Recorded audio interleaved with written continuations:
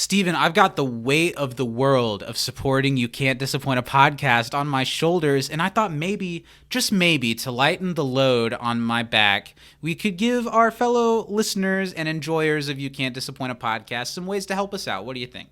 Well, I'm not normally in the habit of lightening the load on your back, but, if people want to help us, they sure can. How can they do that, Zach? The first way is to support us on Patreon. If you like what we do here and want to help us take it further and get all kinds of extra content, give us money at patreon.com/can'tdisappointpodcast. If you don't want to bear the brunt of our debt, you can appreciate the fruit that we bear to you by going and leaving us a review on Apple Podcasts, Yelp, Google Chrome podcast reviewer, or whatever you can. And that's going to help us get seen. And the more people see us, the more that we want to be seen, and the more that we see you. You can also hang out with us on social media every week over on Facebook, Instagram at Can't Disappoint Podcast, and Twitter at You Can't Disapod. Also, go ahead and give a subscribe and thumbs up to our YouTube channel, where we also post the podcast every week. If you want to hold our hands as we walk down this community memory lane, you should shoot us an email over at can'tdisappointpodcast@gmail.com. You can send us your MVP, your favorite funniest moment, and trivia for the episode we're about to record, and we'll read it live on the air. Yeah, we don't do the show live, but nice try, buddy. Thanks for supporting us, and let's get into this week's podcast. I need to be on lockdown. You are a pillhead, so think a blade is Adderall and handcuff me to the radiator like a mother-flipping carny-banging werewolf. I got this. Our apartment has central heating, but I get the idea. Stay strong. Man, I wonder how many women I've affected this way. Ha!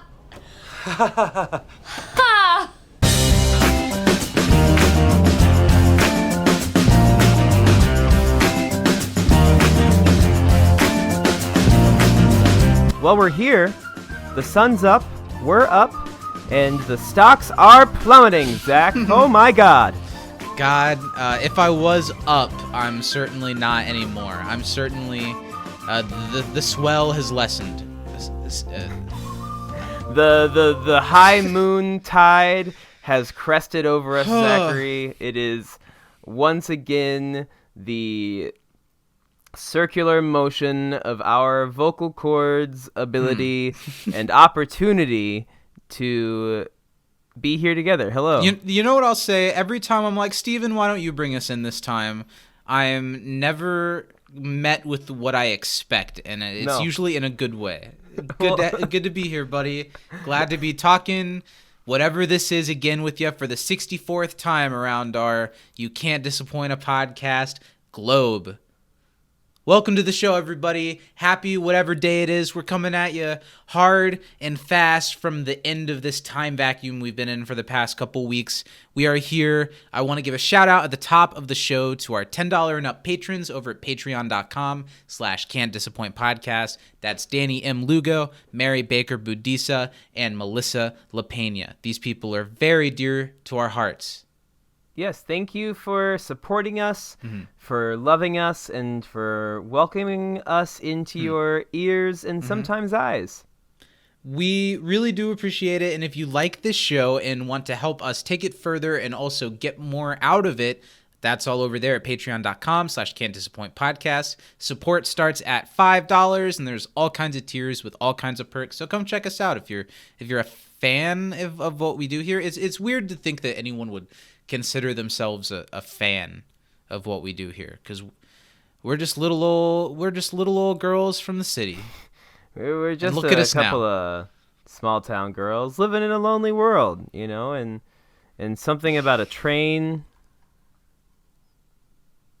And we would be remiss not to mention the man who brought us up from those little bitty city girls to these little bitty city women that stand before you now, and that is the fine people over at Communities on Twitter, one of the best online gatherings of community fans. So if you're a community fan, not just a community podcast fan, and you're not following Communities, you're going to miss out on so much news, all kinds of interaction. It's really great, so go give them a gosh dang follow already. Yeah, I feel like I could look through that account for like 10 minutes and I would learn more about Community than I've learned doing this podcast. So Well, yes and no, because the people over at Communities are so into what they do that you could scroll for an hour and you'd be at like last Tuesday. It's true. It's true. And also, to your point, you could keep scrolling and you'd be back when season 3 was airing, and that'd be cool. Yeah. So shout out to Communities. Thanks for squeezing us out of those cheeks. Steven, how are you today? I am doing dandy, doing fine. I'm here. Mm-hmm. I am near and dear to you. Get used to it. And your heart, get used to it. Exactly. Well, that's good. I don't know what you were trying to do with that. I felt like you were, I don't know, you started rhyming and you didn't know the end point when you started. And that's It's often, true. isn't that life? Just starting things without knowing where they're going all the time. It's actually a Community reference, Zach, because Is it? they didn't know where they were going. They didn't know when they were ending, what they were ending, who. A lot of questions, a lot of answers. That's why we're here, Zach. I don't How really are you? I don't really know what you're talking about. I'm fine. I'm doing great. I'm glad to be here. Look, we've been in this time vacuum for like a month to you guys now, and it's interesting through the magic of pre-planning. We're recording this now, and after this, we won't record another one of these bad puppies for 3 weeks. But for the fans keeping along at home, what should the nickname be for You Can't Disappoint a Podcast fans? You know how like Jimmy Buffett has parrot heads? What are the Zach and Steven fans? Idiots. No, I'm just kidding. No, that's great. I love it. What about like disappointos? Disappointees. Disappointeers. There we go. All you disappointeers out there. Now I forget. Oh, for you guys keeping it home. Disappointeros. This episode, we'll have a new episode next week like we always do. But between you and me, Steven, we won't record another one of these for 3 weeks. And it's weird. That's our longest break Let in you a behind the while. curtain. Ever, I think. Probably. Well, now I guess we could vamp on for a second because after this when this episode comes out, our trip will be done. But one of the reasons we're taking so long isn't exactly to take a break from the podcast. It's because we're going on this trip together where we're going to go to theme parks in Orlando, Disney World and Universal. And Steven has never been to Florida, let alone those major theme parks. I got to ask, growing up or with the siblings that you had, was there any like, man, if only we could go to Disney World kind of thing? Because there was for me. Yeah, totally. I definitely always wanted to go, and it's something we always wanted to do as a family. It's just tough. But we would do, like, if we were going to go to a theme park, Holiday World is a really good one that's close to us. But, yeah. To make it Midwest specific, the Midwest has some great theme parks if you're going.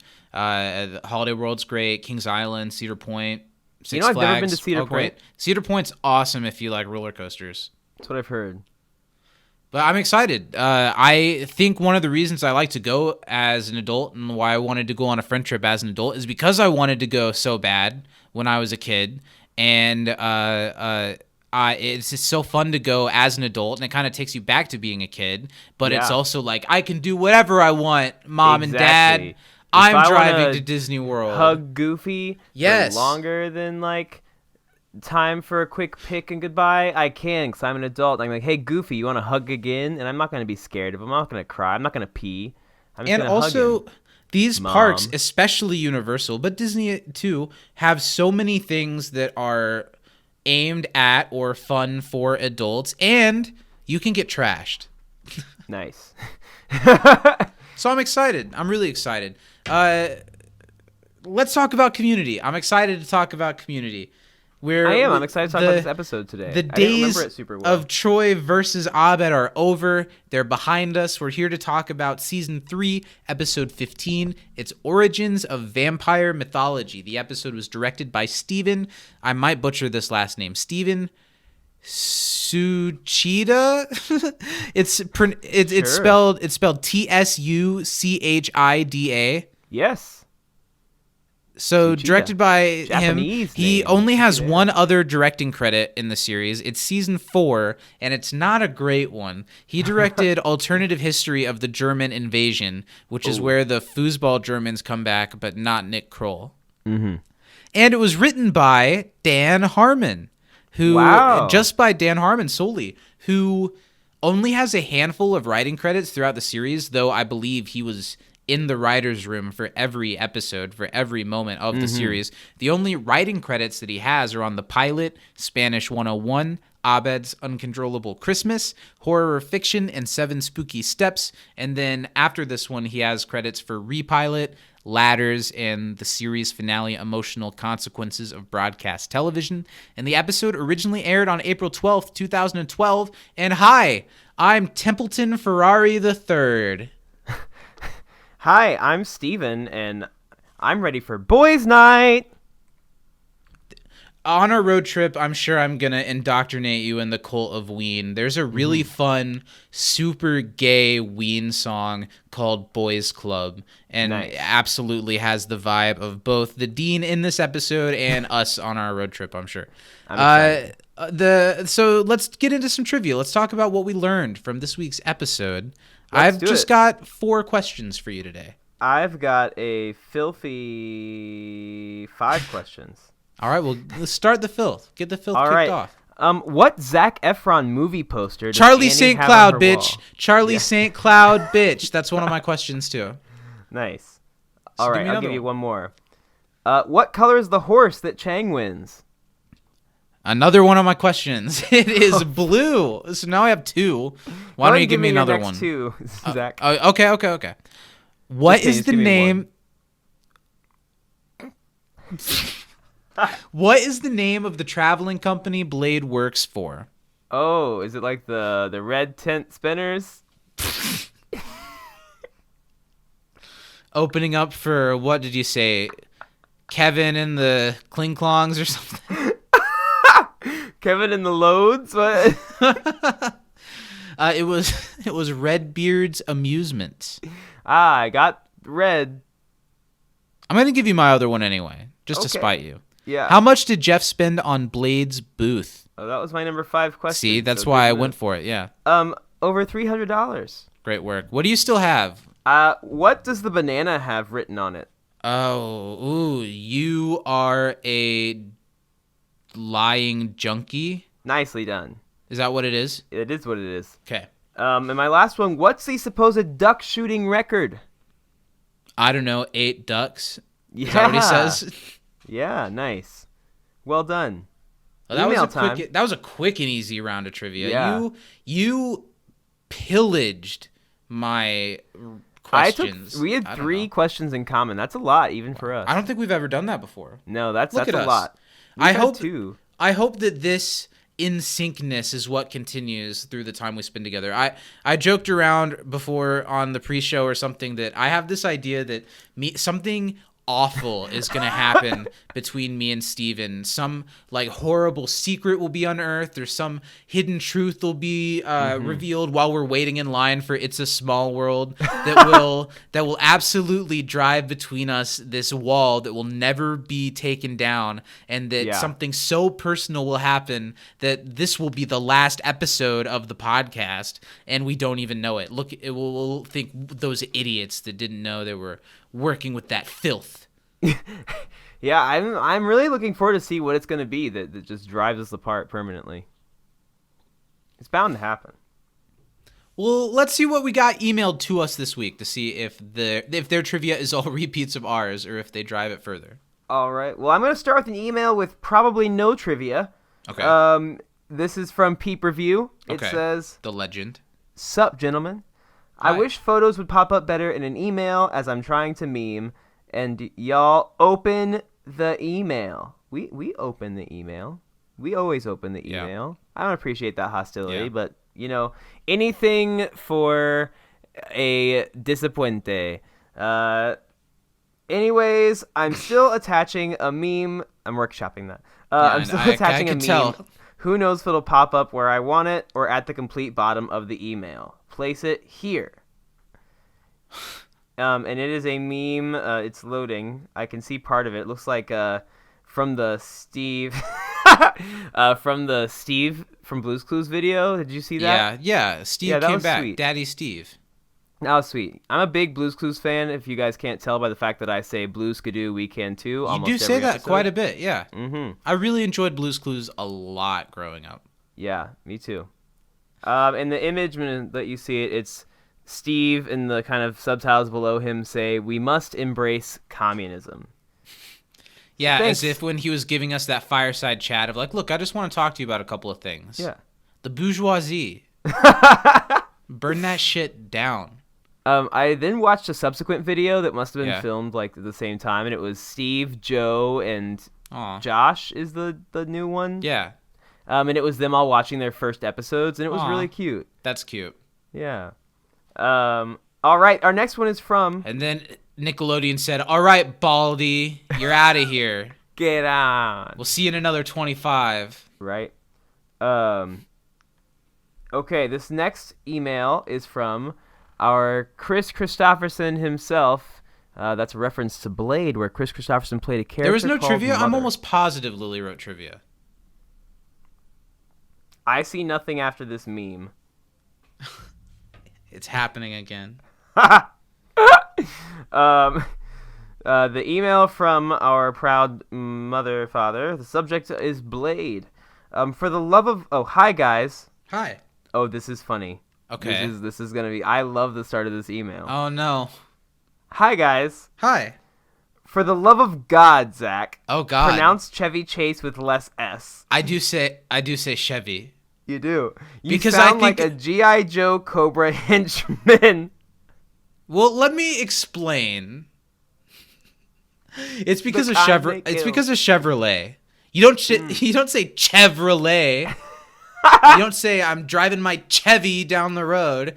What the That's heck is very that true. nonsense? And we are from It's a weird name, former okay? car factory town.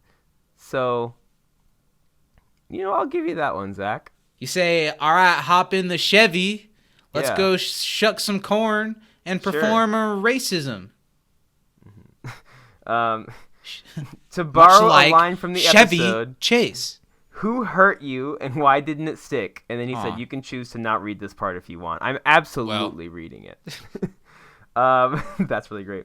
As much as this episode gets dunked on, it does a lot right. The banana joke lands, everything the Dean does is sublime, and creating a carnival was silly good. Jeff's stilted speech has grown on me because he's realizing what he's saying as he says it. And then he says, my MVP is Annie. She keeps the whole thing going and is funny at every turn. Have a good one, Steven. Communities, Matt. What? Look, I get if the way that I say Chevy Chase is annoying to someone. Chevy Chase might not be the popularized way of pronunciating his name, but just leaving me entirely out of the email entirely? That's rude. I'm a human being. That's... Wow. You got to get back on Daddy's good side. I'll do whatever I have to do. I'll make it real nasty if I gotta. Also, upon further looking, I did not find an extended version of Peep Review's email. So let's move right into our favorite funny not done. moment. There's no trivia. I didn't do the trivia yet. I'm always trying to hop into the next thing. Go You right are. ahead. Go right ahead. I'm just pissed. You know what? No, I don't want to hear his trivia. I want to start a fresh round of Chevy Wash. Whatever, read the questions. You had the choice to not read that part of the email. To be fair, I didn't know until I was already through it and that I had you that choice. you said immediately, "Oh, this is shit about Zach. Let's read it fast." And then it said, "If you'd like to not hurt one of your best friend's feelings." And you didn't even... Okay, whatever. I did have that choice, didn't I? Yeah, you sure did. Do you think that we have the mental capacity to switch them out of spite for an entire episode? No. But I'm going to do it a lot to with Daddy. Good. Yeah. What is the name of the carnival? So that's already one I repeat don't know. question. What? Redbeard Amusements. Well, that's the name of the company. Is that what he means? Okay. I think. Or it's called the Greendale Carnival. I don't think the carnival. I don't think it was Greendale's carnival. That's fair. I think that'd be calling. Here's a really joke for the locals. That'd be calling it the Mounds Malls Fair. Fair enough. Just because it's or in the the parking lot of Applewood the Payless abandoned amusement park. Okay. Why did Shirley miss out on carnivals when she was younger? Because she was pregnant during her carnival years. Yeah, carnival years are usually how old was she when she started having these young children? Not super young. You know what I mean? I feel like my carnival years were in my 12s. Yeah. Like the tail end of like... And then when you have kids, it's like your carnival years start again. Yeah. So Shirley's logic is a little backwards. It sure is. What name did Blade give as a dumb alternative to his name? The like Ferrari thing. I said it. Ferrari. Yeah. I already forget it. Templeton Ferrari the third. The third. Okay. Let's see the answers. The first one was Redbeard Amusements, not the Greendale Carnival. Yeah. 2, she was pregnant, and 3, you were bang on, Zach. Templeton Ferrari the third. All right. Well, thanks for the lovely email, Shamunies. We appreciate it.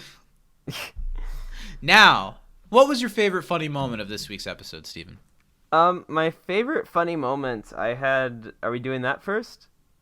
What are you? Oh, you. Yeah. You know what?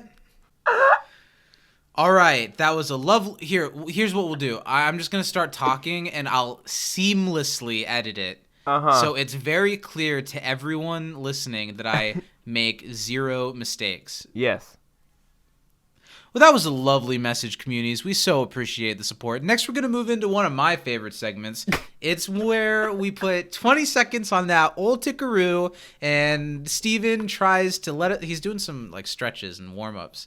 Steven has 20 seconds to let us know if he was paying close enough attention to this week's episode to relay all of it back to us. My favorite part of this segment is how I take at least 40 seconds to explain the 20-second segment. Mm-hmm. So that means it's time for no other than Did Steven watch the episode this week. And the answer, of course, is yes. This is a community podcast. We always watch the episode several times before doing the podcast, but we're going to find out, did Steven watch it to my liking? You got 20 seconds on the clock. How are you feeling about your challenge? Lukewarm. I think that this is a pretty contained episode, but it's got some meat to it, so I want to make sure I hit the hot spots. All right, let's get that meat hot and spotty. You've got it. 3, 2, 1, go. The circus is in town, and Britta used to date Blade the vampire. Abed loves Blade. Chevy and Chang become friends because they weren't invited to hang out with anyone else. Jeff and Shirley go to the carnival, and Jeff's real jealous of Blade. And then Britta's locked in Annie's room and tries to call her, but it's really Annie's phone. And Tracy thinks it's nice, and Britta was a bitch about it. And then the dean shows up because he's trying to get Troy to go to air conditioning school. But Blade really has brain. You got a lot. I just wanted to say I picked up nothing vampire from the episode all the times I watched it. Did they say that they think he's a vampire? No. That you just said that because that's the name of the episode? Is I that she's why? Dating a vampire named Blade because he's Blade. That's why the episode. I've never seen Blade. I did not know Blade was a vampire. Yes. That's why you didn't get the Chris Christopherson thing either. Well, here I'm gonna give you a B+.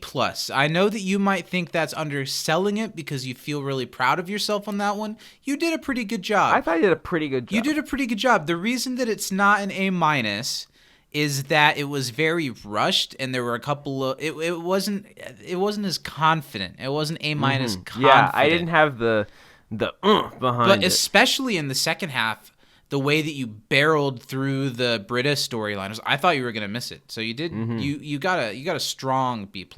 Thank you. Not too bad. Now, just as always, we'll move on to the next segment on a tight schedule. And we're going to talk about our favorite funny moments of the episode. I'll just give one. Honestly, I feel very medium about this episode, and we'll get into that a lot today. So I didn't have a lot of things that made me laugh out loud. I'm sure there are a lot of chuckles, but I didn't write down anything except for one moment where Britta turns off Blade, and Abed says, "Annie, please..." What does he say? says, Annie, subdue your visitor. Subdue your visitor. And it's Britta. I thought that was really funny. That was really, really Just funny. Annie, subdue your visitor. Like, she's messed with the TV. That's next level. Yeah, I liked it. I wrote down the whole, like, when the dean shows up and is like, boys' night, and Abed's like, I need help reacting to this. That was really funny. The Pearson Chang stuff was great, but especially the, like, sad montage at the end where it played, like, the happy stuff. Yeah. But that was really funny. And then my last one was not the first time that they said, Dean, why are you here? And not the third time, but the second time. Which one is that? That was Hi, Britta. Annie, Ouch. I think. Oh. It was the Dean, why are you here? Yikes.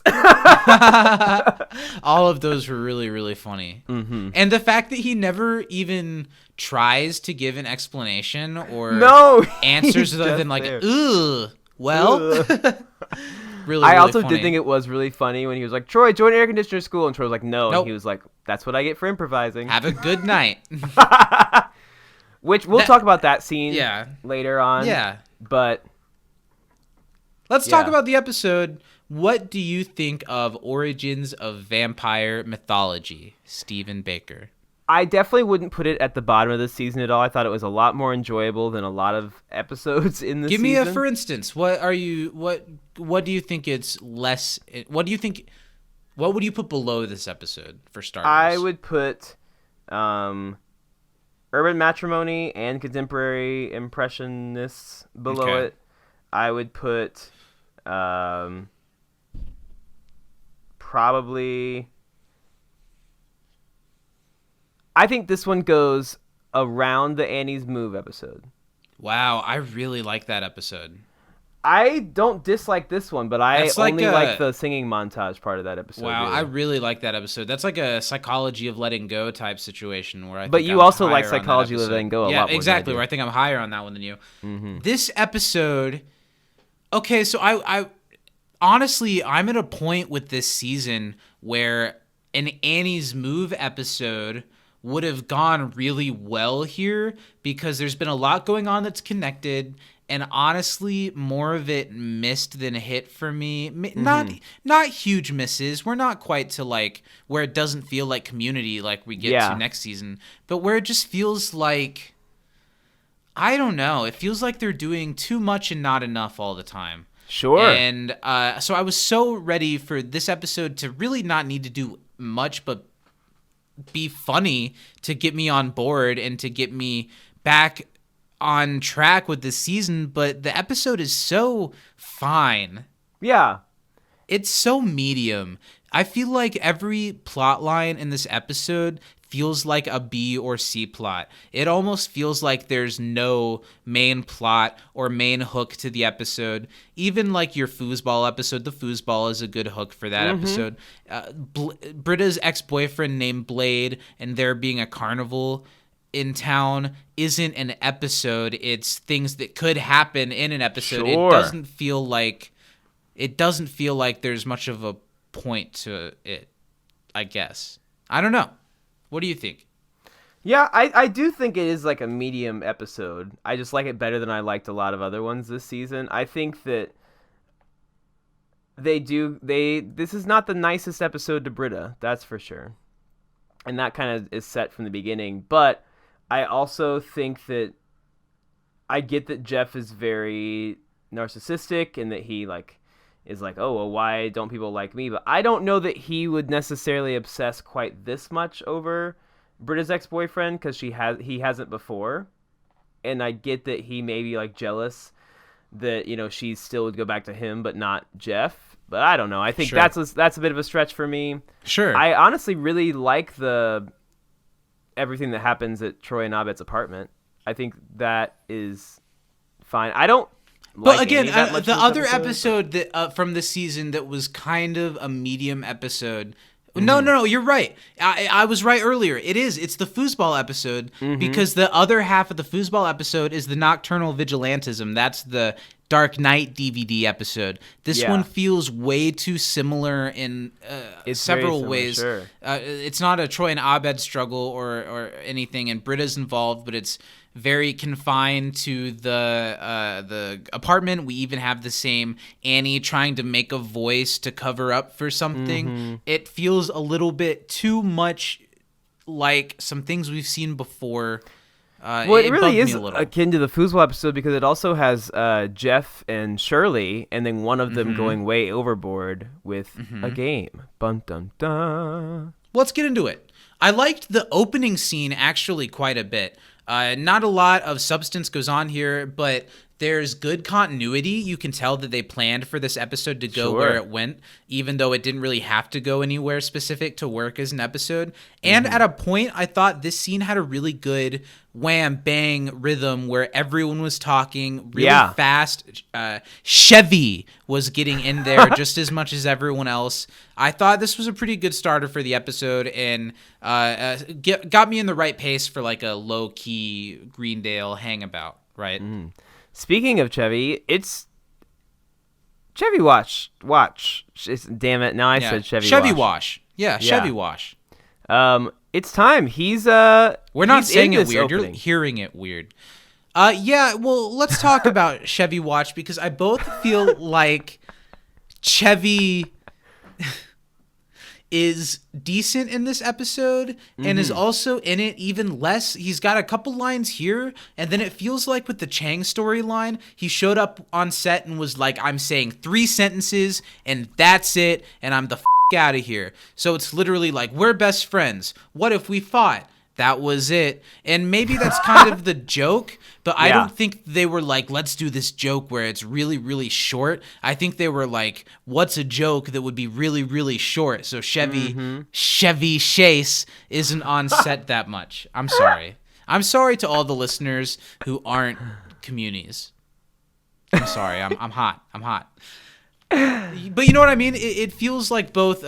Is the Chevy stuff funny in this if you don't squint at it, if you look at it clearly? But that being said, he's good in this opening scene, at least. I thought the "Don't Patronize Me" bit was pretty funny. The dean coming into the study room is always a really funny way to start an episode. And I loved the little touches of the dean's gotten really into trains this week. He's dressing like a conductor. He's got a decked out train set in his office. But the episode drops it pretty fast, and we don't need to care, and the dean can be into something else next week, and that's fine. This was just something they thought would be really funny if the dean just was into trains, and it is pretty funny. Yeah, I think it works. I like it a lot. Every time the dean touches Jeff's shoulder, it's funny. Yeah. Every single time. He comes in and he mentions that there's a carnival coming to town, and they're using the Greendale parking lot, so if people are gonna... You got something in your teeth, buddy? Yeah, I got it. I'm sorry. Was that bugging you that I was over here like really digging in there? Not bugging me, but I couldn't help but notice it. And I felt the need to call attention to it. I liked that was a very meek, you were like, yeah. He mentions that there's a carnival in town. It's taking up the parking lot, so people have to park on the street. And what I thought was really funny are a couple of jokes in this, how he explains it. That gets Britta on board because... she thinks carnival. She thinks Blade, her ex that works for a carnival. And the dean gets to walk away feeling like his pointless announcements to the room brought something to the conversation. You know, he says something like, well, I sparked something with that. That's all I can ever hope for. Or that's all I'm here for. And then when he leaves, Jeff has a really funny line saying, well, there's also... administrating the school, but he's like already gone to hear it. I thought that was really funny. If that's not my job, what is? Choo choo. Choo choo. Yeah, this episode is quick to hate on Britta. We get the information that she has this ex-boyfriend that's a traveling carny. His name is Blade. It's very stereotypical, even for Community's sake. It's like it feels like the type of character build of a different show.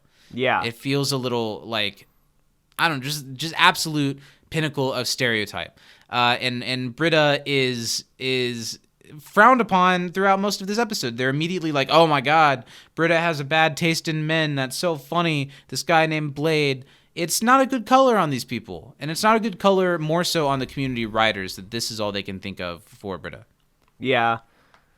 I think it's kind of funny. I don't have as much problem as the Britta ragging in this episode. Yeah. But I think it does go a bit too far at some points. Have those axe marks on the study room table always been there since the first episode? Do you see that? I've only noticed them here. Yeah, there's axe marks, and I mean, that makes sense, but I hadn't noticed them before right now. Mm-hmm.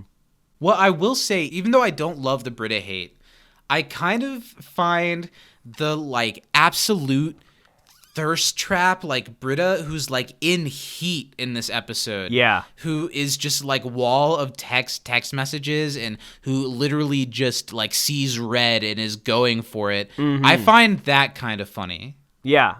I think so. There's some funny lines in here when Shirley high fives Pierce and is like, Britta's bad taste in men makes Pierce seem with it. And Pierce is like, her pain unifies us all. And it's really dramatic, and it's pretty well delivered by Chevy. Man, now I'm just thinking about it too much. Now I can't say his name You're at all. in your head, yeah. Tthankfully, he leaves the show in about 20 episodes. We'll never have to talk about him ever again. Yeah. Britta at least starts off this episode with good intentions that him being in town is a trigger for Britta, but she knows that it's not worth it and that she needs to have people hold her accountable so she doesn't fall into the trap of hitting up an ex. I've never been in a situation where my ex and I are talking to each other after the fact. Have you have you ever had to face this type of temptation where it's like so-and-so's in town, or, oh, it's been a few years, what if we, you know what I mean? Do you relate to Britta at all here? Not that much. I mean, I've definitely been in a situation where, like, you break up with somebody and you're still friends a little bit, but I'm Sure. more of a clean break person, at least, like, for a while. I don't think I'm on, like, bad terms with very many of my exes. Sure. But I'm not gonna, like, hit them up and be like, hey, you Sure. wanna slide through? Okay, so there are no blades in your No little black blades book. for me. No, only you. I do like the kind of dig at Shirley when Shirley's like, oh, I don't understand. And she's like, Andre? And she's like, oh, I get Yeah. it. Yeah, that was really funny. And I like that the show can kind of call Shirley out on that. It shows that it's thoughtful character work and not just, oh, let's put Shirley back with her ex-husband. It's that she is kind of, I feel like, honestly, it's really interesting if you think about the religious perspective on marriage and divorce. I think there's actually quite a bit of meat to that, and they say a lot just with the little snide joke. A worse show would really dive into that, and Community just makes it as like a comeback, like something against Shirley, and it's pretty funny. Now, you know what I don't, and one thing that I do have issue with in this episode? I really am not a huge Annie fan this episode. I love Alison Brie. She does a great job. But Annie's character, how, like, thirsty she is for Jeff the whole beginning of the episode is just a little, I get that she, like, has a crush on him still. But she's not, like, beside herself about it, usually. Well, okay. Let's talk about this for a second. I'm not a Jeff Annie shipper at all, but I can stomach them making googly eyes at each other and maybe having, like, a sporadic of the moment kiss like in Debate 109. Kind of, I'm okay with their relationship going about as far in different ways as Britta and Jeff. I don't want them to date each other, but I understand that there's, like, something happening there, and it'd be interesting to see what happens if that pressure breaks, but I want it all to, like, be put back together at the end. You know what I mean? Yeah. That being said, I don't really see Annie as being beside her. I didn't really get that from this episode. I didn't really see her being beside herself, and I look for that because that's kind of what they do with Annie's character, like in season 4, where she literally, there's a really bad episode in season 4 where her whole thing is that she wants to be the type of housewife, so she'll be, like, appealing to Jeff. I didn't get too much from this, so I'm intrigued that you were bothered by Annie. Yeah, it stood out to me a lot in this episode, I think. There were a couple too many, like, cut to Annie looking longingly or, like, sad because she's in love with Jeff type thing. Sure. Interesting. But Jeff, of course, I feel like this is kind of relatable. He can't help but get sucked into the Britta thing because he and Britta had a thing. Yeah. And he doesn't really see Britta being, like, this Blade, about him when they're around each other all the time. So he's kind of got to think like, what's up with this guy? I think we all do that even if we don't care at all about the person we had a connection with in the past, when they're with someone else or someone else comes up, you can't help but be like, well, what the who's this guy? Or, yeah, you know what I mean? It's just human nature. Yeah, especially I feel like when I was like in a little bit school, younger, like early college age, it was very much like, because you see them walking down the hallway. It go that way with me, or like, well, why didn't I get treated this way, or something like that, I know a specific situation, and it's so f***ed up. It has so many layers to it, of you and me walking down the hallway. You and Lily have recently broke up. Lily and Lily's new boyfriend are walking down the hallway, and you and I look at each other, and we're like, come on, get a load of that. I know, I remember exactly that. And now I'm gonna like marry that person. Yeah, and now, yeah. And you're gonna marry Lily's boyfriend from the time. Exactly. He and I are very happy. The layers just tie together very nicely. It's gonna be one fun wedding night for the four of us. It's gonna be confusing. We'll leave and be like, who's going home with who? Are we like... The math really is tough. So, Steven, give me the Blade rundown. I don't really know anything about Blade other than that Wesley Snipes wanted to be referred to as Blade when they made Blade. That is literally the only thing I know about Blade. So Blade is about this guy. Okay. Now this is a world where vampires exist, kind of like in the underground, and they're not like Twilight vampires. They're closer to like Interview with a Vampire, where they're very like Interview with a Vampire. They're basically like they're more like monsters, right? They're like they're hip techno vampires. They like look normal and they're all really hot. And so there's they are like like vampire Twilight. clubs where like there's like blood that like rains down from like the sprinklers and they all dance in it together when they make out and lick the blood off each other. It's like a whole weird early 2000s thing. Kinky as but shit. Blade himself is half vampire, half human because his mom had a baby. His mom was a vampire. This sounds just like Twilight. And it's Blade is Renesmee. And then Blade's like, I'm gonna kill the vampires. Yeah. But also he like can survive in daylight, but he still needs like blood to survive. And so he like the vampires all want to kill him because he's half his human, blood... half vampire. They can make up whatever they want. He can follow whatever weird rules. Exactly. Like, sure, he can be up till 6:30. Who cares? Yeah, and so Blade like is killing all these vampires because he wants while they're sleeping. Yeah, during the he sneaks in on them. Yeah. But he like is a vampire killer, and like the vampires want to capture him, and like Chris Christopherson's this old guy named Mother who like takes care of him. Okay. And like Blade's like, I gotta fix my diabetes. It's not diabetes, but he has like a vampire disease because he's dying because he needs blood, and so he like has to figure out a cure. And then he like meets this doctor lady. It's a whole thing. I really enjoy the Blade movies. I rewatched the first Blade not that long ago. Really enjoyable watch. Good action. If you asked me, do you want to watch all 3 Matrix movies or all 3 Blade movies? I would absolutely say put in Blade, Blade 2, and Blade Trinity, bitch. Well, were there very many specific references to Blade that I would not have gotten? No. It's mainly just the name and that it makes Troy and Abed want to watch Blade. Yeah. But the only thing I'll say, I thought that opening scene leading up to the theme song was pretty good, but it ending with Troy and Abed saying, you want to watch Blade? Yeah, and then it cuts to the theme song. Man, I just love it when there's like an absolute zinger right before it cuts into the theme song. So I could have done with something more like that. But I thought that opening sequence was maybe at least the funniest sequence of the episode. I thought everyone was yelling at each other. Everyone had the right quips. I thought it did a really good job of incorporating all of the characters in a way that we don't really see them sitting around all at the study table much this season. They're kind of a separate entity. Jeff's excited because he's a locker now, Zach. He found his locker. Community is dabbling with some real continuity this season, where stuff that happens is brought up for the next couple episodes. It's like the last 3 episodes have been really super connected. It's like the last 5. True. I feel like it goes back a little bit farther. Sure, because the subway connects to like the sandwich, connects to the Troy and Abed. Yep, and then if you think it all connects to Troy and the AC repair school, and that goes back a while, they're doing a good job of incorporating some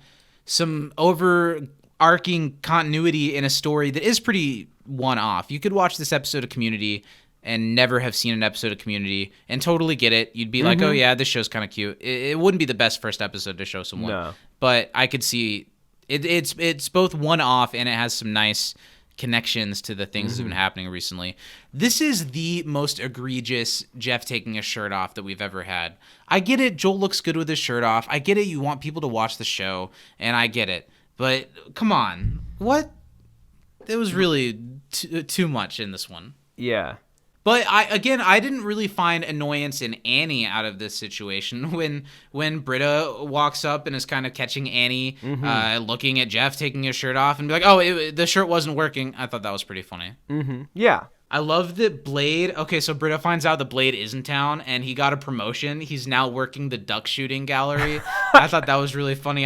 It made me wonder, what did he come from? Where did he start? I and think what is right like the below, hierarchy? I think right below duck shooting has got to be like the goldfish ring toss type thing. Okay, That's got to be yeah. pretty low. But Now, he's been there for a goldfish while. ring toss, I think that's two different things. Or do you throw rings into the goldfish bowls?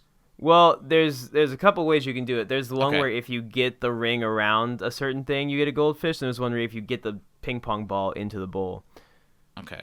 I want a rabbit doing that Now, one time. when we were throwing ping pong balls into the fish bowls, were goldfish in those bowls? Yes. And then that was the fish you that got? was the fish you got. Horrible. Yeah, I think they eventually stopped doing that at some places, and it was like, throw it in this bowl, and then I'll pull a fish out of this cooler and give it to you. Like, here's a fish out of the storage container that nobody knows where it came from. So Britta is ingraining in Annie that she needs constant supervision while Blade is in town so she doesn't slip and doesn't fall into his arms, and is even going to stay with Annie to make sure this doesn't happen. This is like the most cliched, overused type story for a sitcom. We have had too many episodes where we're like, oh, but maybe Community was doing like a riff on the sitcom, to where I don't think that's what this is anymore. This is just this. And now Community is a sitcom, so it's okay that they do this, but I don't know. I feel like they make us expect so much out of the show when they really go for it, that episodes like this feel like, I don't know. I feel like I can feel them putting less into this episode because they're doing Law and Order in 4 episodes or something. Yeah. I don't know. Like, It's just not enough for me, these episodes anymore. It's making me realize how absolutely spoiled we were in season 2. yeah. We didn't know what we had when we had it. I know we're not done with this season yet, but I No. think it's a pretty clear.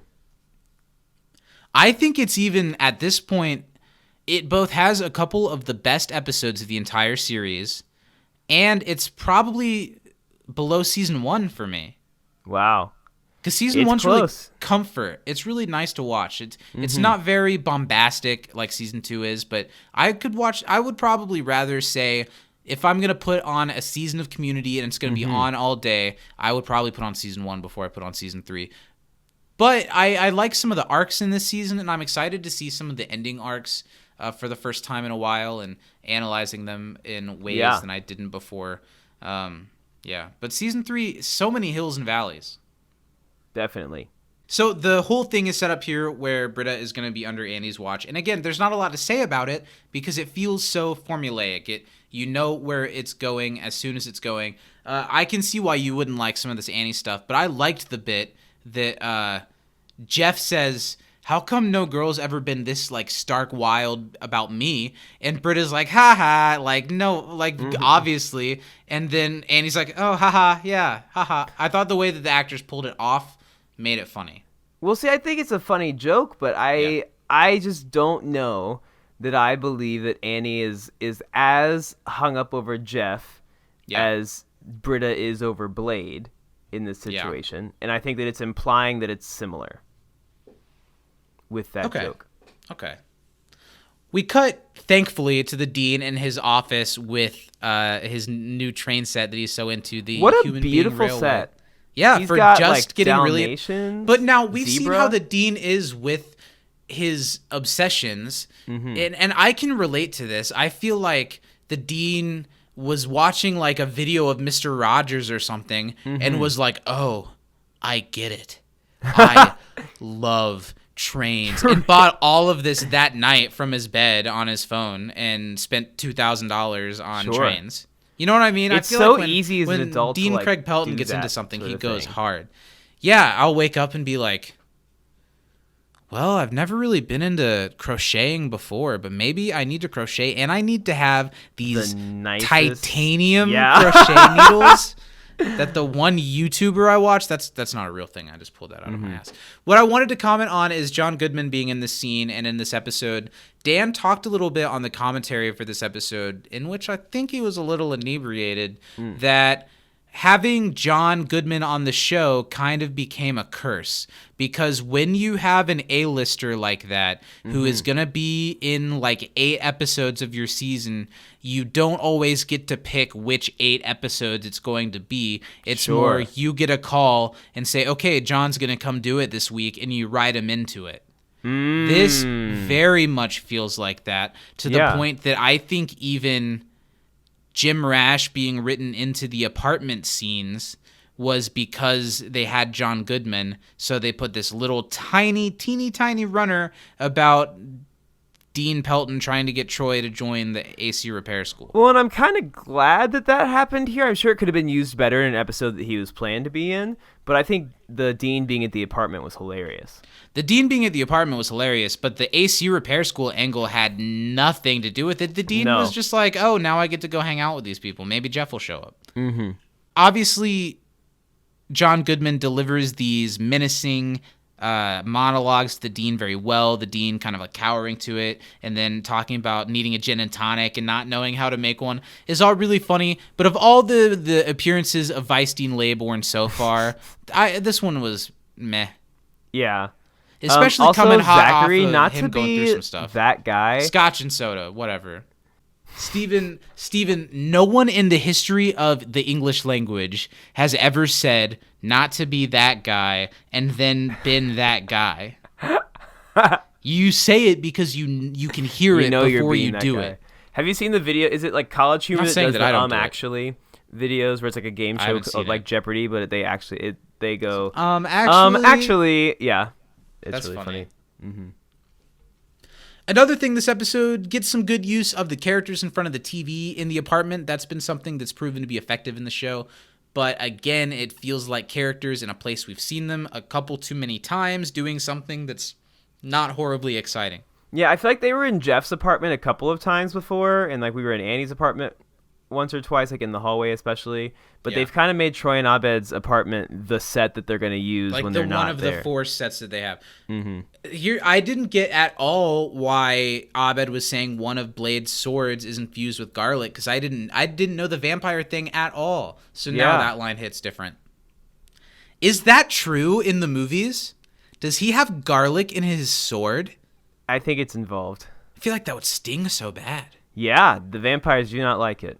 He also like has like these like grenades that he throws that are just like really bright flashlights. It's not like an actual flashbang that's like bright light. It just like stays bright. It's like turning on an LED light and rolling it at somebody. Britta can't stop thinking about Blade, even though Annie is trying to help, and she grabs the remote and turns off the TV and freaks out. I love how Abed just, Annie, subdue your guest. I love that so much. I relate really to that on such a deep personal level. I love that. If anyone ever came into my apartment while I was watching anything and was making it about them to the point that they decide it's time to turn off the TV, that would not sit well. Yeah. I would know, because I do it every time I come to your home. I don't have a lot to say about a lot of the Annie and Britta stuff. I think both of the actresses do it pretty well in this episode, and I think the jokes lift this a little bit higher than other sitcoms when they do this exact storyline. Yeah. But it's just like, it just follows the beats A, B, C. The whole Britta, like, but what if my mom's dying and you're not letting me look at my phone? That's such an easy thing to do. What isn't easy is that they put a community spin on it, and there's like several layers of deception, almost like the conspiracy theories episode where Britta is doing this to get Annie to let her know where her phone is being stored. So Annie goes to a drawer and Britta comes to like catch her and take my phone, but it's not her phone in the drawer. It's a banana that says "You are a lying junkie" on it. Yeah. Which is such a weird visual cue that's a very funny screen grab. And I don't know, it's pretty Community. I do like that bit. Yeah. Troy and Abed also are literally just sitting and eating popcorn at this point, watching the DVD menu. That's it, like flips. Have you ever done that? Oh, Do you yeah. ever find entertainment waiting for it to hit the corner because of The Office? Absolutely. And I remember vividly being in like science classes, and like the days we were gonna watch a movie, the teacher would always like talk before the movie time. And you to let just us watch know. that the whole time? Oh yeah. That Also, makes can sense. I say something that's like total bullshit? Okay. When teachers would show a movie, and now here, I'm saying this as somebody who has worked in education. My family has a long line of teachers. I have a lot of respect for teachers. I When relate to teachers that. have a movie day and they make you fill out a worksheet answering questions about the movie, it's one thing when I'm watching like a Bill Nye Science thing, but if it's like The Little Mermaid and I have to pay attention and do trivia on that shit, hell no. Well, because they know otherwise you're gonna fall asleep.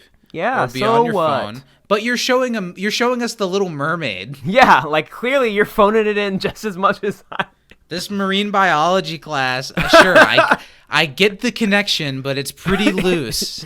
Yeah, we watched Free Willy last week, and I feel like that really didn't teach me a lot either. Can whales really make friends with a boy? Sharknado was a real stretch. I thought it was funny. So Annie calls out Troy and Abed for being bad friends to Britta for not helping. And then they turn it right back on. It's like, you're being a bad friend. You don't like our movie? We can't say Blade? I am definitely on the Troy side of the struggle. Oh, I'm yeah. always. And the way he delivers, it's so like Three's Company. But the way that he's like, you put phones in the refrigerator? Oops. Oh! The way that he delivered it is funny, even if it's like on paper, not really that funny. But then they literally pick up Britta, carry her into Annie's bedroom, and they have an outside lock on the door, and they lock it, which proves a couple of things. This was all pre-planned. Not all of it, but Annie was like, okay, Britta needs me to take care of her and keep her under lock. I bought this lock. We're putting it on the door from the outside. Troy, Abed, if the moment happens, you got to be ready to grab her, and we're going to put her in there.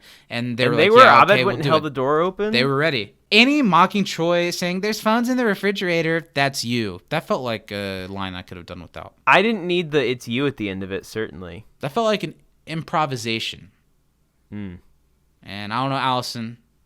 Nice try, but come on. Come on. Leave it to the pros, Come like on the show. Chevy Chase. Back it up. And then Let's. just when this storyline does need like another little thing, a little more levity, something that's a little funnier added to it, there's a knock on the door. Dude, I know for a fact that Lily wrote in trivia questions today because I remember seeing them, and at least one of them was like about the root beer. Sorry, Listen, Lily. we both looked at the email. You need to stop sending us memes Yeah, just and send making an email. half of the email And about then how we send a didn't get meme. the last email. You should just send an email that's the quotes and questions. And then send a meme. Yeah. You can still send two. Or don't, because it's an audio podcast. I'm sorry, I love you. We'll talk about this later. We'll talk about it later, okay? We'll talk about it later. Lily just texted me, don't tell me what to do. Nice. So yeah, the dean shows up. He's got this root beer. It would have been a great trivia question if anybody had asked about it. And just when this storyline needs something like this, Jim Rash shows up to save the day, kind of. Because you can tell that they wrote the dean into the storyline last second because he has like 2 lines. That's why all of the times they say, Dean, why are you here? He says, right? Because they can't like change all the dialogue in every scene to make him an active part of it. He's just there. I mean, it's great because the dean is a character that can just be there. But that's totally what this is. It did give us Abed saying, I need help reacting to something, like almost turning straight towards the camera, which is a great Abed moment. Mm-hmm. After a commercial, we're at this carnival set, and look, I'm sure the Community people were really proud of themselves for putting together this nighttime carnival and having a different set, but this carnival looks lame as shit. None of these things look like they go anywhere. It's all just fair. a facade. There's a trailer? I don't know what purpose that serves. This is a very small carnival, and I don't understand what there is actually to do other than the duck game and whatever game's behind it. Or I guess there's this little prize wheel. Jeff and Shirley are here to do some. Well, Shirley thinks they're just here for a carnival, but Jeff's here to do some interrogation on Blade. And we get another round of Chevy wash. Chevy. And yeah, he's there with Chang. Some sequence of events has led to them going to a carnival together, and they're getting along swimmingly. This has been Chevy wash. I like it too, but if they had an actor who enjoys working, it could have been a super funny storyline. And instead, they kind of had to make what they did out of it. You know, they kind of had to do what they had to make do with what they had to work with. And there wasn't much that they were given. Yeah. Thankfully, it is pretty funny. They did a good job. And Ken Jeong is really funny. I think that I've been a little upset that the show hasn't used him more because he's hilarious. Yeah, he's only had very minor pieces a lot of these episodes. I mean, he had the funny bit during the Pillows and Blankets where he was leading his little army. And whenever he's in an episode for a second, it's usually like one of the really funny moments that we take notice of. And honestly, Chang and Pierce as a duo kind of makes sense. It feels like super untapped potential. I also feel like Chevy just has more energy this week. Yeah. I don't know what it is about him. I feel like he's facial expressing more than he has been as of late. He had a smile on his face through a lot of it. Not too bad. Not bad. Thanks, Chevy, for your service. Jeff and Shirley show up at the game that Blade is hosting, is running, is working. And I thought the acting, the guy did a good job. That guy looks familiar, but I thought it was kind of a weird look for what they built up Blade to be. And maybe that was the idea, but he's like just a guy. He's just a guy. Bad looking. He's not good looking. He's not like rough around the edges looking. He's just some dude. And he's like Luke Wilson. I especially do not like what we'll get to at the end of the episode, the like explanation for why Blade is so alluring. Yeah. I didn't need any of that. Nope. But they just come to meet him. Jeff is like, I got to go do this. I'm going to go win some ducks. And Shirley tries to stop him, but we're past that point. Now we're back to Annie and Britta. And I think that this scene is one of the low points of the episode for me, just because it's all going exactly where you expect it to go. There aren't any surprises. Britta gets Annie to let her leave and let her use her phone, and the fact that Annie's so gullible is annoying. But then but then it's that Annie changed the number in Britta's phone to make it work. So Annie like was ready for this, but it seems like Annie's really trusting. Yeah, I don't know. It was just a little too silly, a little too broke girlsian or something. Oh yeah, Wednesdays on CBS. What were you about to say? What was your thought? My issue with this as well was I was like, why would Annie think so far ahead and be so gullible? But then I remembered she did change the number in the phone, so I guess she kind of did know that this would happen. But I still think she is trusting Britta a little too much here. Yeah. After just locking her in her room and having this elaborate setup to lock her in this room, you know what I mean? Yeah. It's a very quick jump. It is. And another thing that I don't like about this episode that much, and I hate that we've had so many episodes with so many things that aren't that great about it when we analyze them like this. I feel like this episode really underutilizes Gillian Jacobs. This was so easy. This should have been a Britta episode, and she should have been all over this thing, and she should have been hilarious. And she's not that funny. She doesn't get the funniest jokes. She's in a room for half the episode by herself. Yeah, even though I said it's kind of funny to see like in a heat Britta, that's literally what she's deduced to in this episode, is that she's like this monster that wants to have sex and wants to be released to like come be with this guy. And I feel like it's underselling the character and definitely underselling how funny Gillian has been this season. I think Gillian has been one of the best parts of this season because they've let her be quite a bit funnier than they did in the first two seasons. Back outside, the Dean's watching Blade with Troy and Ovid, and they're getting to watch the movie, but the Dean's getting really invested and really trying to appeal to Troy, and that's almost as bad as what was going on before. That's definitely interrupting the viewing experience. I love how he goes, man, this guy doesn't give vampires an inch of leeway. An inch of leeway. It's just so obvious how copy-pasted the Dean is into this storyline. But like I said, it works so well for the character, and Jim Rash can literally, Lily and I, while we were watching last night, we were like, Jim Rash can give us nothing and we will eat that shit up. He has nothing in this episode, and it's so funny. It's great. Like, just all of the Dean, why are you here? Yikes, ow.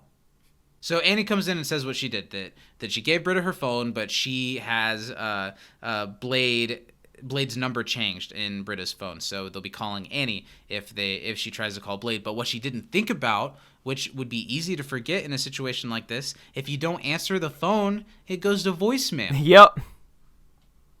So what did you think of Annie's first thought of what to do in this situation when she answers the phone? Well, so far, we're not even to the phone call yet. She's still in the texting phase. Oh, I'm sorry. Yeah. Skip on scappling ahead. It's because I don't have a lot to say about the storyline. Sorry. Yeah.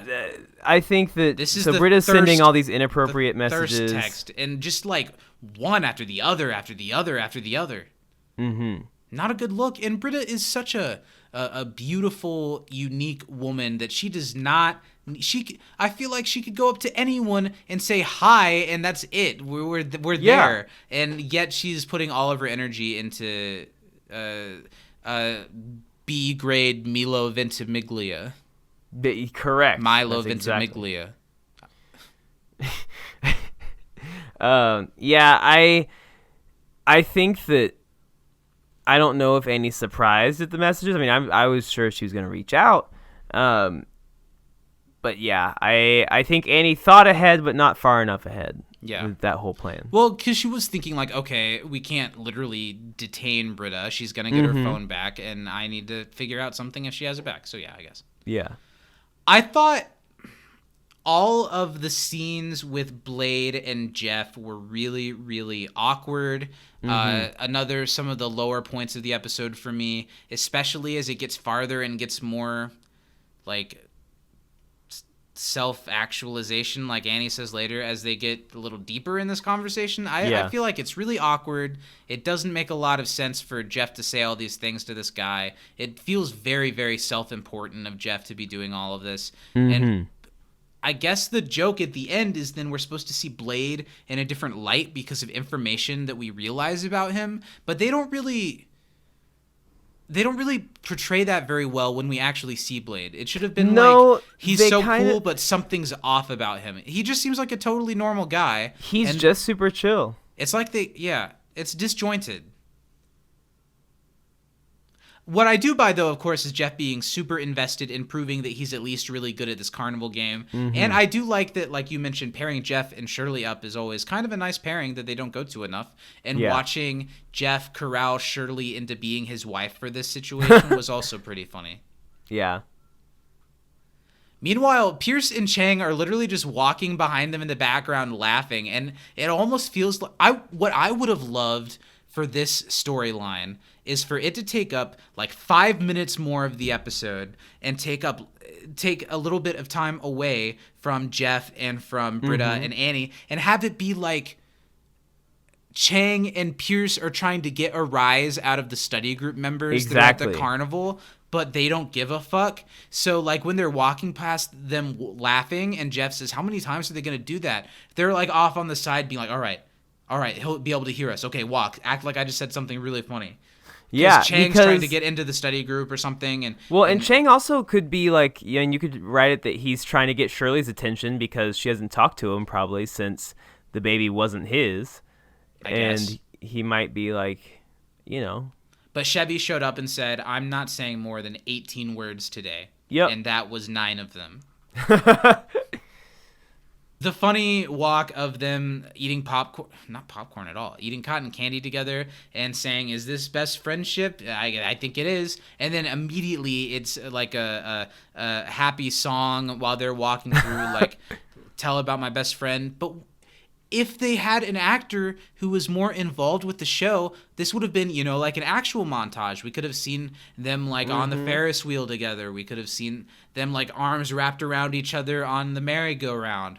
But instead, because they are in a position where if they're going to use Pierce in an episode, they got to use him thin. They make a meal out of this one shot or this one straight walk that they would have had to get out of him. And he just has to smile for like 5 seconds.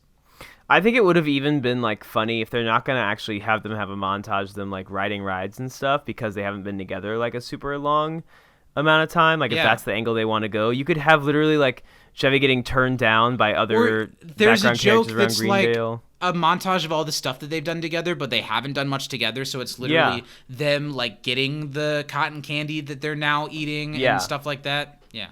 Back to the other storyline. See, I don't like this episode because it's two storylines that I'm not that invested in. They're basically one storyline that feels like it should be a B plot. How did they not throw in a Troy and Abed goof around into this one? How did they? They could have so easily thrown in something funnier. Anything. This is a really, really slow, take its time episode, and I guess that's fine. Even if it were like to the point where Troy and Abed, like even if you want to go more childish route, where they thought that Britta's boyfriend was a vampire, because they saw him at the thing, were like, oh, he's actually Blade. That would be funny. Yeah, sure. And what I will say is, you can tell that it's not the best episode of Community if we can come up ideas for it that are funny, because we're not comedy writers, and Community often comes up with way better ideas than I could even imagine coming up with. So if it's easy to see how this episode could be a little improved, that's not saying a lot for it. So they kind of come together that Britta is like turned on by how distant Blade is being and by giving her nothing. So Annie decides to do the opposite, and again, it's another thing that just feels we're walking down this path of exactly predictable how you would expect the storyline to go in a different show. The girl always is more attracted to I don't know. I feel like there probably is literally an episode of a sitcom that has done this plot line before, of phone being hidden, texting. They think they're texting somebody else. Yeah. I mean, to be fair, Community has done this before with Britta's phone, but it was just on the other end. And it wasn't good that time either. So yeah, Britta calls. This is what I was talking about. They don't realize that Britta will actually call Blade if he goes the opposite direction or something. So they have no choice but to answer the phone and not let it go to the voicemail. And it's a funny bit from Alison Brie doing the like weird noises that she does when she answers. But there's no chance in hell that Britta would hear this or the noises the next time she calls. Yeah. And be like, yep, that's the guy I used to be in a relationship with. It'd be like if I got on the Zoom call with you and it was Danny, like, trying to cover that you weren't here. Yeah. Doing like, I don't know. It's just so, I did think it was kind of funny. The performance was funny when Troy, Abed, and the Dean made their circus noises. Step right up. Ding, ding, ding, ding. The Dean, let's unpack this line. Annie says that Britta is whipped by an imaginary douche, and the Dean says, hey, don't knock it till you try it. And I'm not knocking it, but I don't know how I would try it. I don't know how to try it either. I at first was like, is he talking about Jeff? But I think that it's deeper than that. Yeah, this sounds like a sex act that he's referencing. And the camera lingers on him for just the right amount of time where, like, nobody's reacting, but he's, like, looking at everybody. Yeah, and then Jeff at the carnival, playing this game, really oversharing with Blade. Blade, because he's just this, like, little simpleton, everything Jeff says, he's like, and then I cheated out of law school. The whole time Blade's like, okay. Yeah. Cool. Yep. So it's kind of therapy for Jeff, and he thinks he's, like, proving... What do you think Jeff is trying to get out of this? I think he's trying to talk about his, like, path and, like, to all make the stuff him that he jealous has going of him. for him. Yeah. Sure. When Blade doesn't know anything, let alone who Jeff is or why he should care. Shirley, the image of Shirley, who's not very tall, holding all of these big stuffed animals is pretty funny. It's so funny. Just asking him all these, like, really rude questions about, like, how he became someone who worked at a carnival. Like, so that's he dropped all you out. are? And yeah. But he literally is. So Blade's like, yep. Because Jeff just isn't getting at all what Britta would see in this guy and why she would be so into him, but not him. You know, I think I can totally see why Britta would be into this attractive enough dumb guy that Britta will say, like, hey, let's do this. And he'll say, yep. And then they'll do whatever. Right. And Shirley kind of said it earlier. She's like, he's so cool that, like, I get it. I guess. I don't know. And again, it feels weird that the show is calling so much attention to Jeff's jealousy about someone while making it about Britta. I feel like it would have, at this point in the series, made more sense if they made it either about Annie and an ex or about Britta and Troy. Because that's something that the show never gets into. Does Jeff feel weird that Britta and Troy have a little thing I don't think they on? address it really at all. I didn't need it to be like a Very like a special drama episode. thing, but yeah, exactly. But it would have been nice to have some sort of, this like cool young guy that I've been kind of maybe like a quote unquote mentor to is now with this person that I was sexual with. I don't know. Yeah. Look, and then after that scene, the Chang and Pierce breakup scene is almost so fast that we didn't have time to talk about it while we were talking about what happened before it, because it's blink and you miss it. This is another crime of the episode, and another complaint of the episode, that Chang and Pierce are one of the funniest things in this episode, and I bet if I splice together their subplot that it's like maybe less than a minute and a half. I think it might be. It's so short. I think it's so short, and it's one of the funniest parts of the episode, isn't it? It's this subplot, the beginning, and then somehow the episode in a little bit manages to get a somewhat sweet ending out of this episode. Yeah. But all of the stuff in between, like I said, I can't say enough that it feels like an episode that's B and C plots without an A plot, and it's slow and kind of boring and kind of cheap. It's sad. I see what you're... I agree with a lot of that. And it's not a break for everyone else, but you and I, Steven, we're taking a break from Community for 3 weeks, and I'm always excited to come back and podcast about it, but I was really hoping for something that would be like, man, that was a really great episode, really ending it on a good one, but no, we're kind of ending it on a string of ones that I have complaints about. Pillows and Blankets, I'll admit, too harsh on. But you're pretty harsh on Pillows and Blankets. I'm sorry, whatever. But this one and the couple before Pillows and Blankets, other than I liked Digital Exploration of Interior Design. I like the Subway that was one. good. That is a good episode. But it's been a pretty long, I feel like I'm just so ready for something else, for something better. And I know it's coming. I know it's in there somewhere. I liked Pierce's sad faces as he's cradling the horse. But that's it. That's that whole plot until the end when Pierce walks unannounced into Troy and Ava's apartment. And it's funny, but it's literally nothing. Okay, so now we're back in the apartment, and Troy is recording a fake voicemail for Britta. Britta is in that room still, right? Yes. Okay. And she knows Troy. It's just a really cheap thing. And what the crime is that if all of this was hilarious, if it was so f***ing funny, it wouldn't matter that she's in the other room and could hear all of it because you're laughing at the jokes. If you have time where you're not laughing at the jokes to think about, well, wait, this is kind of weird, and this wouldn't really happen like that. It's a crime of the episode. I like this Dean one when Britta comes out and was she? No, Britta's the last one. There are 2 more before that. Annie. So Annie's been sitting around with the Dean for a while, and then finally is like, why ever you're here? It's like, ouch. And then he makes a really funny face while he's eating his popcorn. What are we supposed to analyze? They decide they're going to be mean to Britta, or Annie decides, and everyone says that's a bad idea. And then this is the little Troy takes the thing. phone. Yeah, Troy takes the phone and says that she doesn't like herself, so he's gonna say on the phone something really nice to her to make her not interested because she won't see herself in whatever he's saying. And this is one of those things that Community fans have always held on to. I remember when you and I interviewed Joel, that some of the questions that we didn't get to a single one of, a lot of people asked, what did Troy say to Britta, as if Joel would have any insight on that. It's like one of those things of like, what would Troy say here? But Dan Harmon said exactly what the answer would be on the audio commentary. He says there isn't anything. He says he didn't say anything. He says something sweet. He says something innocent. He says exactly what Troy would say. He likened it to the briefcase in Pulp Fiction. You don't need to know what's in it. You know what's in it. They're showing and not telling. And that's a good thing. You shouldn't be like, but we have to know that he said, LMAO, you so hot, or whatever. You know, we don't need to know that. It's cuter that it's this little thing that they have between them that nobody else knows about. Yeah. What do you think about the turn that Troy takes now in this episode to being really serious for the rest of it?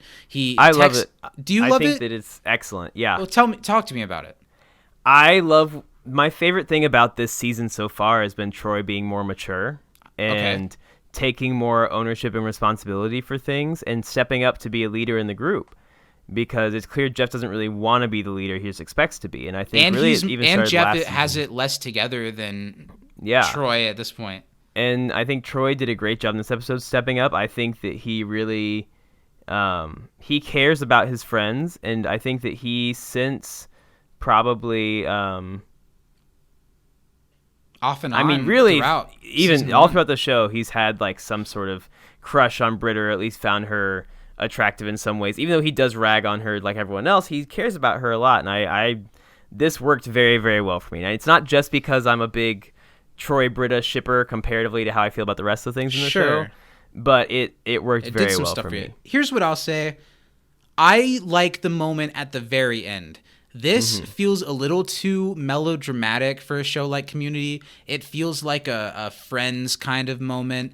And I don't feel the show. You're right. They've been doing things since the very beginning to show that a little something could happen between Troy and Britta at any time. But all of a sudden, the episode like swerves, and it's almost as if Troy was jealous about Blade this whole time and didn't say anything. Yeah. And we've been focusing on Jeff being so jealous when he doesn't have any stake in it. But the way that it happened so abruptly in the end of it, I feel like they could have, if they would have fleshed this out, whether it be in previous episodes making it more clear that Troy has some genuine feelings for Britta a little bit, like they don't have to ham it on, but just like a little bit of inkling, or likewise in this episode had put a little more of focus on that Troy is uncomfortable and a little jealous maybe that Britta's talking about this, that this would have hit so much more. Well, and I don't even know that it's that he's super jealous about Blade. I think he just makes him sad to see Britta thinking of herself to that standard and wanting to be treated poorly. That's a good point. Because he wants to treat her not poorly, I think. Or at least wants to see her treated not poorly, whether that's him or guarded by him. Yeah, that's a good point. I see what you mean there, and that does make me think a little differently of it. You're right. But Britta walks out immediately and is both... I wonder if this is a thing that... I don't know if anyone knows this, but Steven and I ourselves are not women. So our insight on being a woman is very small. But I wonder if it's actually if there's a little bit of truth to, you know, you're like texting back and forth with someone and you're kind of being coy or whatever, and they say something really nice and sappy to you, and it works and you think it's sweet and it makes you smile really big, but then you're also like, okay, now I can put my phone away for 3 hours and put this out of my head. You know what I mean? And not text him back and make him stress and think that he's ruined everything. Yeah. I feel like that's real. Britta says, hi, everyone. Hi, Dean. Why are you here? Ouch. Ouch. And then back, Jeff is still hammering it into Blade, trying to figure out all these things about him. It is a little funny in hindsight, knowing that Blade's brain is broken. So that's why Jeff's like, do you have a big wiener? And he's like, nope. And he's like, nope. Do you do this? Nope. He's just so blank. But because we don't know that, there needed to be something earlier in the episode that hints at something being like wrong with him. Exactly. And they don't really. He just seems like this quaint, simple guy whose name happens to be Blade. But what I think, if I want to look a little bit deeper and get some meaning out of this, Jeff, and I can relate to this, seems like someone who is so hyper aware and self-aware that you're completely unaware. Yeah. You know what I mean? Whereas Blade is someone who can go with the flow. He can work at a carnival. He can talk to this guy about his dick and not feel weird. Whereas Jeff or I would be just like blowing up in my head. And sometimes you can be jealous and wish that you could like forget that you know about things and just like be like more or less I don't know, like a mindless. Obviously, I don't want that over self-awareness, but being aware can be hard. And Jeff is definitely one of those people that takes it to a direction where he's not really aware at all, but he feels all this anxiety. I don't know. I think there's some interesting stuff that they're pointing at here, but they don't do anything interesting quite with it. Yeah, he's really kind of just like you said. They hinted at Jeff having like real issues and like being like, I need to know why. I have to know why. Like he's very much that type of person. But a lot of the time, the answer is not that deep. There's no, like, sometimes people just have a nut in their brain. Exactly. Back at the apartment, everyone's watching Blade. Troy is Can you go back a second? Because that acting by Donald Glover there, A+. The, like... little bit of like when when Annie takes Britta's phone because she's gonna read the message. Yeah, so Britta is like fine now. They're all watching the movie, and Annie goes to take Britta's phone to see what was said. And Britta, it's a good acting from Gillian too, because Britta doesn't know anything other than I've been texting Blade a ton. Yeah. So Britta's like, oh my God, you're going to see. I'm sorry, I did text Blade, but doesn't know that Annie's like 12 steps past that. She's looking to see what Troy said. And Troy, you're right. He has great acting here where he's doing what we all do when our elementary school crush is reading the note in front of us that we wrote to our friend saying that they were our crush or something like that. And you're just like, oh my God, you're just so like, what did I say? It's like a fear, and like you freeze, and you're like, "Oh no!" It's fear. It's also there's some excitement behind it. Yeah, it was a good moment. Britta is so, a non-entity in this situation that she's so many steps behind. I wish this would have been a better Britta episode. I wish this show would be a better Britta show sometimes. That part broke my heart. Explain. Tell us the part. So Annie like reads the message and was like, oh, and then Britta's like, yeah, I was texting Blade, don't worry, it's done now. He's such a loser because of that message. And Troy kind of looks up and goes, good night, like all sad and defeated, and he's going to bed. And that hit a little too close to the old ticker, this one, because it's definitely tough to be in a situation where you try and, say things to make someone feel better that come from your heart that have a lot of truth behind them, because I'm sure whatever he said, he meant, and he feels that way about her. And then to have it kind of scoffed off and been like, oh, that. Yeah. That's hurtful. Sure.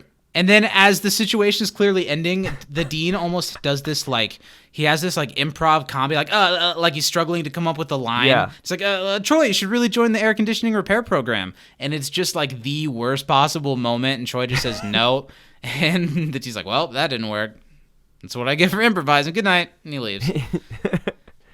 Man, that's another thing about this episode, too. One of the funniest things about it is the dean, and literally the joke is that he doesn't do anything. Yeah. And so good. It is pretty funny. Now we get a nice moment throughout the rest of this. Annie reads the message, sees how sweet it is, and asks Britta, what's wrong with you? And can't help but reveal that she's been texting them, and that she's been texting them, and that the sweet message, was really thoughtful and from someone really close to them, and she's just totally overlooked it, and she's totally overlooked Annie trying to be nice to her and to take care of her. Yeah. But I at least this is a shame on Britta for doing something shitty to your friends, and not shame on Britta for wanting to be a psychiatrist or exactly saying a word silly. And Britta, as soon as she hears she wasn't texting Blade the whole time, she's like, now I gotta find him. Now I gotta go and find him. And she leaves, and Annie's past it. She's not gonna do anything to stop her, because she's got to make her own decisions. And really, we've all been in situations where you know someone who's in a relationship or a friendship that's toxic to them, and you can say as many times as you want, and they can say as many times as they want that I'm done and you got to help me, but it's really on them to be like, this is done. And at a point, if they're not going to do that, you've got to step away from it, and it hurts, but you can't make decisions for other people. Totally. But I guess if Annie knew that from jump, it would be a 2-minute episode of television. So Jeff shows up to reveal what he's learned about Blade. I thought this was one of the weakest Winger speeches in the show's history so far. It's pretty bad. Giving away that he learned history about Blade, that he got a piece of a ride stuck in his brain that destroys the part of his brain that feels shame. Ugh. And look, Joel does as good of a job as he can trying to deliver this line believably, but just, God, is it corny and dumb, I think, that explanation for his character. And the way it's revealed to be this, like, emotional beat at the end of the episode that makes Jeff feel better about himself and is supposed to make Britta feel better about herself and make them all self-actualize a little more. I don't know. I like the moments without words that we're about to get. That are slightly emotionally tinged. I like those moments a lot, but this Jeff speech, man, Jeff isn't it this week, and Jeff really hasn't been it this season. Yeah. But Britta's still not phased at first. She wants to go back and get with Blade. I hate it. Why does Jeff say when Britta says I'm gonna go with him right now, right here? Jeff says no, woman, and it's not like Rock. It's not a joke. It's not like a bit. He just says no, woman, and then goes back to what he was saying and mansplains what Britta should be feeling and doing. What the was that? What was the point of that?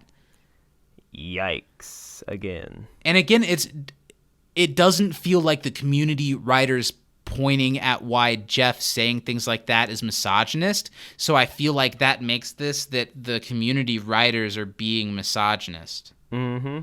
And I don't know if you remember, but do you remember who I said had the writing credit on this one?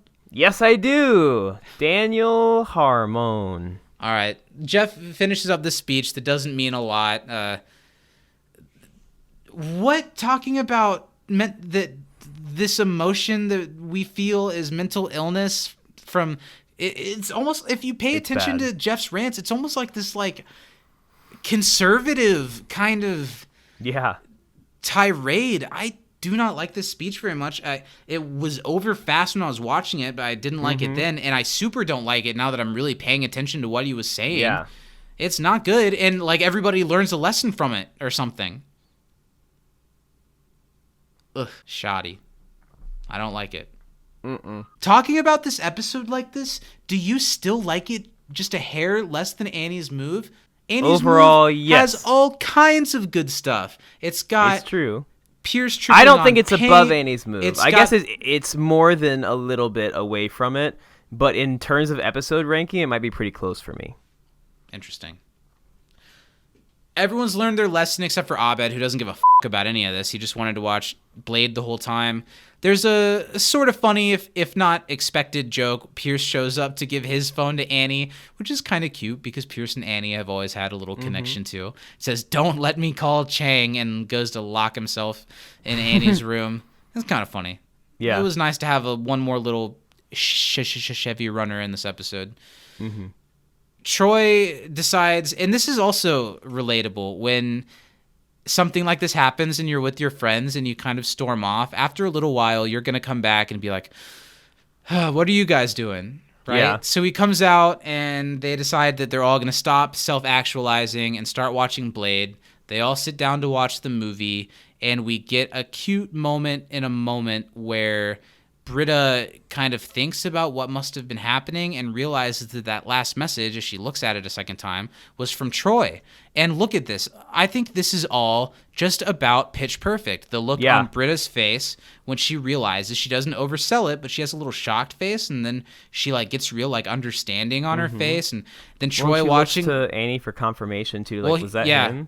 Troy watching the movie kind of oblivious in a better mood, and Britta watching Troy smile like that, and then looking at Annie, and Annie being like, yeah, and Britta's face there of like, oh my God. I thought that was really, really nice, and probably Gillian's best moment of the episode for sure. Yeah. She has such a sweet smile. A nice smile. Yeah. And honestly, I know you don't like the Jeff and Annie, and there wasn't really any Jeff and Annie of this, and it's kind of like how Troy is oblivious to what's going on. Jeff is also oblivious to what's going on. But he and Annie also share a nice smile that I don't mind either. Something always brings me back to you. Pierce and Chang in the bedroom. That's really funny if you think about how obviously they wanted Pierce to walk in the room so he didn't have to be in the group scene or whatever. I don't know what it was. Yeah. But they're all having this nice smiling moment, and Pierce is locking himself in the room to forget someone. That's kind of funny.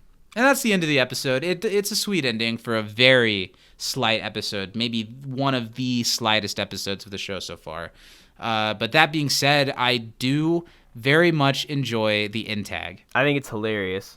I think it's been kind of a rough season for Abed, too, here and there, because he's been at the center, but and Danny Pudi's performance is always great, but the content they're giving to Abed has been lesser and definitely less thoughtful than in the first couple seasons. I always was kind of disappointed with the Troy and Abed rift that they didn't put as much emotional background into Abed's side of things as they did to Troy's. So it was really nice to just see Abed be silly and do some stand-up comedy at the end of this episode. It was pretty funny, and honestly, the funniest part of the in-tag for me is all of Troy's reactions to his stand-up. God, yeah. And he can't stop laughing, and he's saying all the things that he's heard 1,000 times with them at the same time, and all of the jokes being so super specific to him and Troy's friendship that even the dean is like put off by it. Do you think this is what it's like listening to our podcast? Is it's just a bunch of jokes between us, and everyone else is like, I don't get it. Well, apparently some people get it because they listen to it, but I am positive that people that we know that think it's cool that we do this but don't have any attachment to Community feel like this when they turn it on. Sure. Also, it's pretty clear. Abed isn't really in the room. That wall isn't really in the room. That's green screened in. I thought the way that Troy's reactions and Abed's reactions played off of one another without being actually looking at each other worked pretty well. Yeah, I think so too. I couldn't remember where I imagined the door in the Dreamatorium. I thought that was funny. And the brushing teeth bit, and Troy's like, that's exactly how I brush my teeth. Oh, and then Choi's line, when Abed starts to say something and Choi knows it, and he shouts it out, and they say it at the same time. Toaster oven! Like, Toaster oven, this is from his album. That was really funny. A really sweet moment at the end of the episode, and a really funny end tag to cap it off. To not because like the beginning of the episode, pretty good. The end of the episode, decent. The end tag, decent. Quite a few funny jokes thrown in. But what my problem has been lately with Community is that the character work and the character dynamics, other than like whichever one or two characters they're making that episode about, have been really thin. And I missed that because in season 2, all the time, each episode was giving away things about every character. And an episode like this that's even slight could be giving away little things about every character, like they prove they can in the end with Britta and Troy and Annie. So it's disappointing when they kind of phone it in for an episode. But that being said, who is your MVP this week? In a lesser I'm going to give episode? one Do you honorable mention. To find one this week? I did not. Okay. I see why one would. Okay. Honorable mention this week to Dean Pelton. Sure. Really great. He doesn't do. episode. He's hardly in it. He doesn't do but anything. Still is a star. Yeah, absolutely a star. My MVP this week is Troy motherfucking Barnes. For me, it was not close. I think especially kind of for 3 separate reasons. One, he was hilarious at the beginning. I think his reactions to things were all great. When Britta calls them the opposite of Batman, he's like, you don't even know what that means. That was funny. Yeah, we didn't even talk about that. That was a funny bit. And then, of course, the emotional stuff at the end, I think he just knocks out of the park and then some. And then he was great in the end tag, too. I agree with all of that, but I couldn't give him an MVP just because he's not a huge part of the episode until the end of it. And you kind of gave away my MVP in the beginning by saying you don't like her. I think my MVP is Annie. Yeah, that's fair. Annie is neurotic in ways that allows the character to get away with things she shouldn't get away with often. And I like it when they do an episode that feeds into some of her obsessive compulsive natures in a way that doesn't like actively hurt people, and then she's treated as being cutesy at the end of it. So I thought this was a pretty good usage of Annie. I thought Allison had some funny moments when she's trying to talk into the phone, and it was kind of a stretch of an episode, so I stretched a little bit to think of one, but I went with Annie. That's fair. I accept and acknowledge the validity of your choice, Zach. Thank you. And that's this episode. That's Origins of Vampire Mythology. We're going to exit the time vacuum. We're about to take our little break, but there's never a break in You Can't Disappoint a Podcast because we will be back next week talking about Virtual Systems Analysis. If I am correct, that is the episode that is almost entirely Abed in the Dreamatorium. It'll be an interesting one to unpack, so I look forward to it, especially after some of the things I brought up about Abed. It'll be interesting to see like the Abed episode. So that'll be a lot of fun. In the meantime, if you like what we do here and you want to support us at patreon.com/can'tdisappointpodcast. We've got live You Can't Dis a Pre-show that we record every week before the show over there. We've got over a day of bonus exclusive content that's only on the Patreon that you can go listen to right now. And it starts as low as $5 a month, and that helps us out a ton. And also, if you want to be a part of our show, send us in your emails, your trivia, your episode MVP, and your favorite funny moment for next week's episode, Virtual Systems Analysis, to can'tdisappointpodcast@gmail.com. And Steven, you know the drill. Tell them the stuff. If you want to find us on Twitter, where we post things, we answer DMs sometimes, we tweet. What else can you do on Twitter? We polls. tweet. We do polls. Polls. We do polls. Do poll. And then we pull all kinds. We pull mad doo-doo. Exactly. Come on over and follow us at You Can't Disapod. We're also on Instagram at Can't Disappoint Podcast, and we are on Facebook and YouTube under the name You Can't Disappoint a Podcast. Well, that's all for this week. I promise you, I bet that when we're back for next week's episode, I bet we're gonna be real. See how I am now. I bet with the 3 weeks off, coming back for next week's podcast, I bet we'll be quite refreshed. Woo! What do you think? Like a cool drink of water on a summer's day. We'll be brand new men. There will be a new podcast co-host because Steven and I will no longer be on speaking terms, and we can't wait to bring it to you next week. But for now, I think that's it. All right, take care, boys and girls at home. From inside the Dreamatorium, Black Lives Matter. Get vaccinated. Don't name your children Blade. I knew a Blade in high school, and he was a bully to me. So don't name your kids Blade. I'm Zach. I'm Steven. And we love you. We'll see you next week. Take care.